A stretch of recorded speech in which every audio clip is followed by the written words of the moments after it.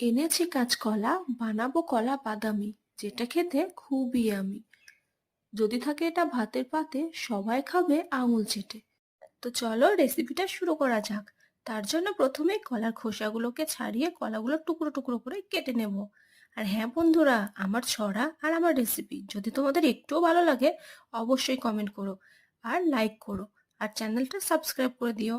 এবার আমি পেঁয়াজটা কুচি কুচি করে কেটে নেব আর বাদামগুলোকে খুব ভালো করে ধুয়ে বেটে নেব।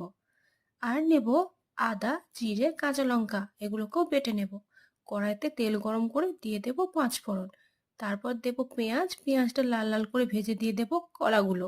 কলাগুলো ভাজা হয়ে গেলে দিয়ে দেব সেই বাটা মশলা, নুন, হলুদ আর কাশ্মীরি লঙ্কার গুঁড়ো।